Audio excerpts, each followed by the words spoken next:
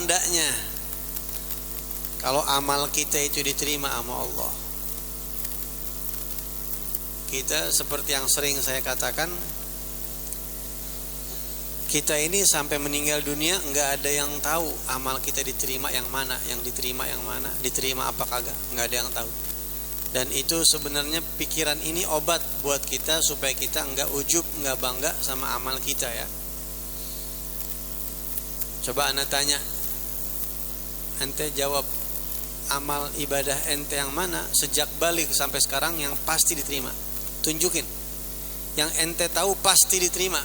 Sholat kita, baca Quran kita, sedekah kita, semuanya masih misterius, Dah. Baik, ada tandanya gak amal kita diterima sama Allah? Tandanya ada apa kagak kira-kira? Ada beberapa tanda-tanda kalau amal kita ini insya Allah kemungkinan diterima sama Allah. Di antaranya apa? Di antaranya kita ngelupain, kita kagak ngeh, kagak kita pikir-pikirin, kagak diinget-inget. Itu di antara tanda-tandanya. Berdasarkan apa? Ini petuahnya Al-Habib Idrus bin Umar Al-Habsyi, pengarang kitab Iqdul Yawagid. Beliau mengatakan tanda amal diterima adalah kita kagak ngehin lagi itu amal. Berdasarkan firman Allah Subhanahu wa taala, "Ilaihi yas'adul kalimut thayyibu wal 'amalus salih yarfa'uh." Itu ayat Al-Qur'an yang artinya kepada Allah lah yas'ad, naik, al-kalimut thayyib, bacaan-bacaan baik kita, zikir-zikir kita itu kalau dibikin perumpamaan dia naik menghadap Allah. Wal 'amalu shalih yarfa'uh, dan amal soleh juga diangkat. Amal soleh diangkat. Kalau sudah diangkat udah enggak ada di otak ente lagi, berarti udah enggak diinget-inget lagi tuh. Udah rapi, udah kesimpen. Makanya kadang-kadang amalan yang kecil itu seringkali lebih gampang keterima daripada amalan yang besar. Karena amalan yang kecil jarang kita inget-inget. Kalau amalan yang gede kadang-kadang kita bangga ngamalinnya begitu. Wah, alhamdulillah pernah ngerjain tuh dulu tahun sekian. Mesti kita inget-inget kadang-kadang, itu tanda kalau itu nggak keterima tuh, masih ada di pikiran ente, nggak nyampe ke atas. Tapi kalau amalan yang kecil yang udah lupa tuh, amalan udah lupa, itu yang diterima. Makanya banyak kita dengar kisah-kisah orang-orang soleh yang setelah meninggal dunia dimimpiin, mereka nggak nyangka kalau amalan kecil lah ternyata yang nyelamatin mereka. Ya, sering anak cerita kisah tentang Al-Imam Abil Qasim Al-Junaid Al-Baghdadi, Al-Imam Al-Junaid bin Muhammad Al-Baghdadi, seorang ulama besar, wali min awliyaillah di zamannya, wali besar. Ya, ketika beliau meninggal dunia, sebagian orang soleh mimpi melihat beliau dan ditanya, "Mal khabar ya Abul Qasim?" Bagaimana kabarmu di sana wahai Abul Qasim? Setelah meninggal kayak apa keadaan ente? Beliau mengatakan, "Tahat tilkal isyarat wa faniyat tilkal ulum wal ibarat wa ma nafa'ana illa rukai'at raka'naha fi jawfil lail." Ini disebutin dalam banyak kitab-kitabnya Imam Ghazali banyak. Apa kata beliau? Tahat tilkal isyarat wa faniyat tilkal ulum wal ibarat. Ilmu yang segitu banyaknya, amal yang segitu banyaknya, kehebatan yang sampai orang kagum, yang sampai orang tunjuk-tunjuk, Imam fulan, Di sini semuanya hilang, lenyap, musnah. Di sini kagak ada artinya, enggak ada di sini. Di sini enggak hebat orang punya magom di dunia yang kelihatannya hebat, nyampe alam barzakh hilang, kagak laku gitu-gituan. Wa ma nafa'ana, kata beliau, enggak ada yang saya rasain manfaat di sini, yang paling nguntungin saya, yang paling kerasa sama saya manfaatnya di alam barzakh ini setelah saya meninggal, illa rukai'at raka'anaha fi jawfil lail.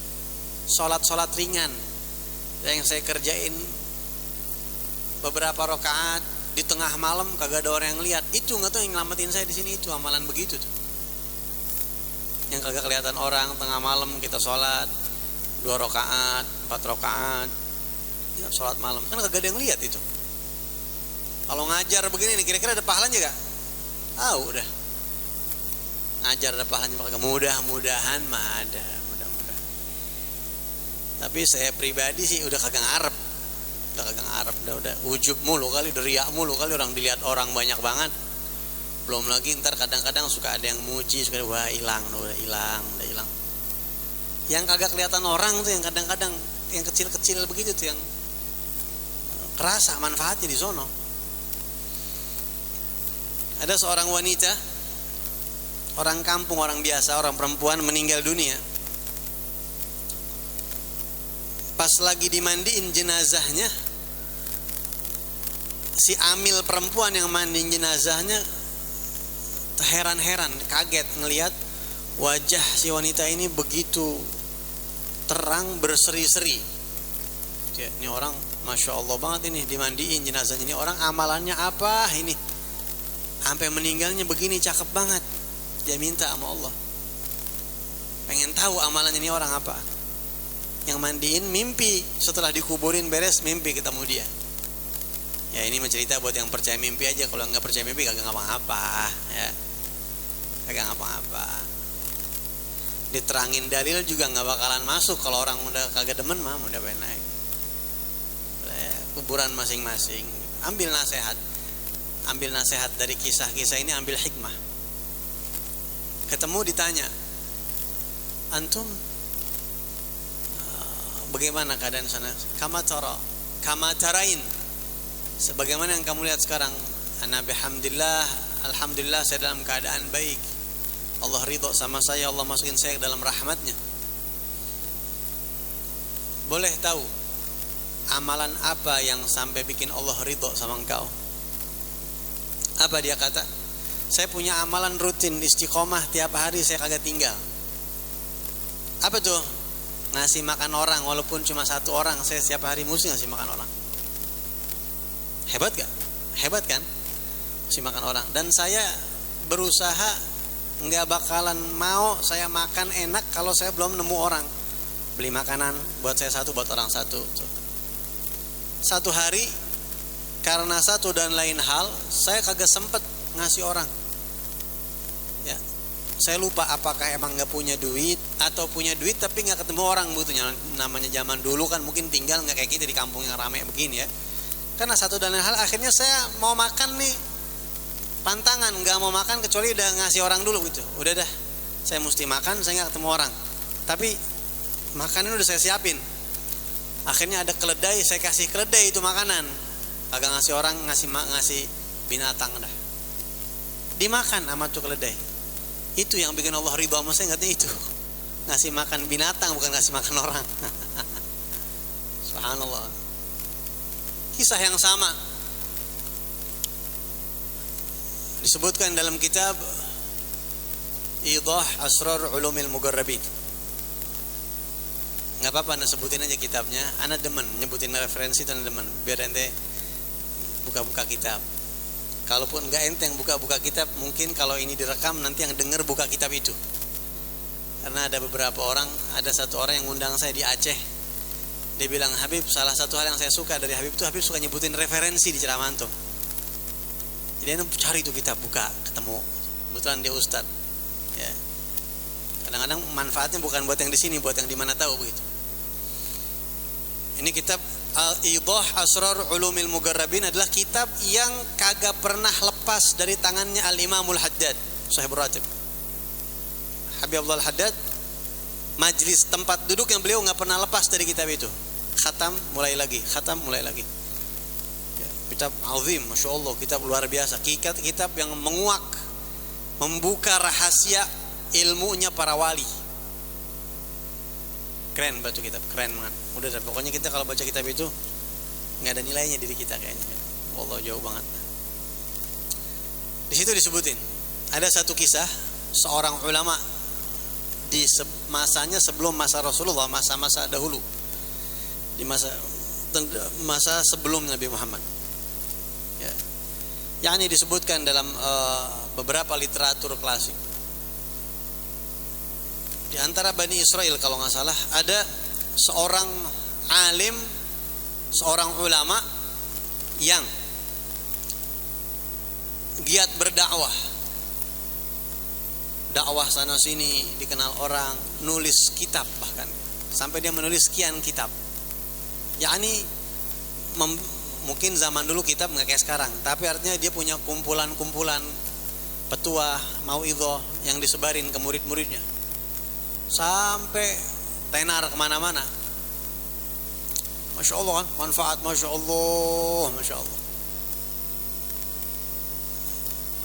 Tapi Allah kemudian mewahyukan kepada seorang nabi di zaman itu, di masa itu,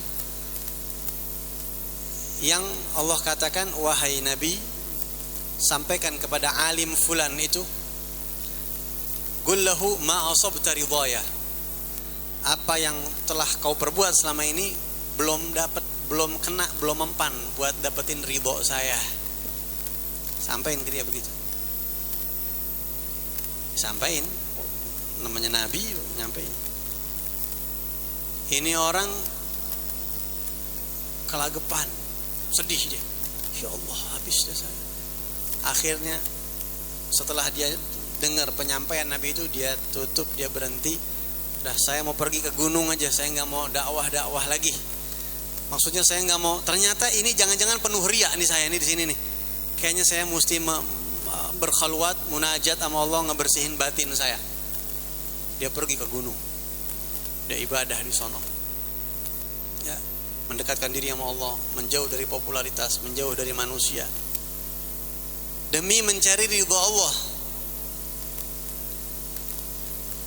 Allah wahyukan lagi kepada nabi tersebut, wahai nabi, qul lahu ma asabta ridaya bihadza, bilang sama dia, cara kamu ini enggak kena sasaran ridho aku.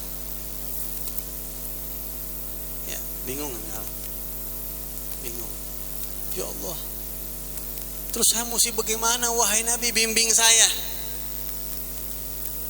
Allah wahyukan kepada nabi tersebut, bilang sama dia, suruh turun ke bawah, perhatiin orang-orang susah, cari anak-anak yatim, usap palanya, kasih makan, cari orang-orang susah yang membutuhkan.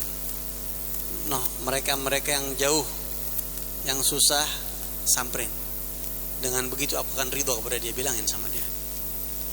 Akhirnya dia pergi ke pasar, dia cari orang-orang susah, dia cari orang-orang yang terbelakang, dicari anak-anak yatim, kasih makan, diusapin palanya. Terus emang orang soleh dapat riayah dari Allah, dapat perhatian khusus. Berarti kalau begini ya, maka Allah wahyukan kepada nabinya, qul lahu asabta ridaya, bilang sama dia, dia telah berhasil mengambil keridhoanku, aku ridho sama dia. Atau juga cerita yang terkenal Imam Ghazali itu, Al-Imamul Ghazali, tahu kan, yang setelah meninggal dunia ditanya bagaimana keadaanmu, beliau jawab, Allah masukkan saya ke dalam rahmatnya Allah subhanahu wa ta'ala, terima saya di sisinya. Dengan apa? Apakah kitab-kitab yang segitu banyak? Bukan. Ilmunya? Bukan. Apa? Gara-gara ngasih minum laler, lagi ngarang salah satu kitab, lagi nyusun salah satu kitabnya pakai bulu ayam gitu, pulpen. Orang dulu kan bulu ayam dicocol ke tinta, habis cocol lagi, pas mau dicocol ada laler lagi minum tintanya. Kata Imam Ghazali, tungguin dah, sian tuh laler lagi minum, haus kali dia. Udah kelar minum, terbang tuh laler, dia lanjutin. Kagak kepikiran pisan kalau amalan itu yang bisa mancing ridhonya Allah, nggak kepikiran pisan. Makanya Nabi bersabda, la tahqiranna minal ma'rufi syai'an, jangan kau remehkan perbuatan baik sekecil apapun.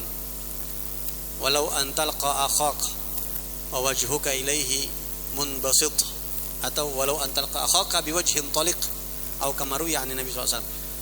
Jangan remehin perbuatan baik sekecil apapun, walaupun hanya dengan kamu berbuat baik, senyum ketemu orang, senyum. Senyum itu amalan besar apa amalan kecil kira-kira? Hah? Ada gak orang yang bangga dengan amalan senyum? Mana kira-kira? Bukan main dah, gue nih hari lagi punya amalan gede banget. Apaan? Senyum. Agak ada orang banggain senyum, saking gampangnya, nggak ada arti itu senyum. Ya pahala khair. Jangan remehin itu kata Rasulullah. Tapi juga maksud keterangan ini adalah bahwa kadang-kadang amalan yang kecil itu nyelamatin kita karena di situ ada keikhlasan begitu. Jangan salah memahami keterangan juga ente. Berarti kita nggak usah amal gede-gede dah. Saya nyesel kemarin nyumbang 10 juta lagi. Nyesel banget tadi nyumbang 1000 aja ya, yang penting ikhlas. Jangan begitu juga. 10 juta ikhlas lebih baik daripada 1000 kagak ikhlas. Udah 1000 kagak ikhlas. Pakai purik. Apalagi kalau sudah, makanya orang jadi wali. Kenapa para wali itu diangkat derajat sama Allah ya? Karena keikhlasan itu. Makanya Sayyidina Ali bin Abi Thalib mengatakan, hendaklah konsentrasi kalian itu pada kualitas amal, bukan pada kuantitasnya. Karena Allah Subhanahu wa taala menilai amal kita dari kualitas. Liyabluwakum ayyukum ahsanu amala, bukan aktsaru amala. Allah mau uji siapa di antara kalian yang paling bagus amalnya, bukan yang paling banyak amalnya. Konsentrasi pada kualitas itulah salah satu konsentrasinya para wali. Duha 2 rakaat berkualitas di mata mereka lebih baik daripada sholat banyak 2 sekian rakaat tapi nggak ada kualitasnya begitu. Itulah ikhlas, itulah pondasi amal dan ruhnya amal.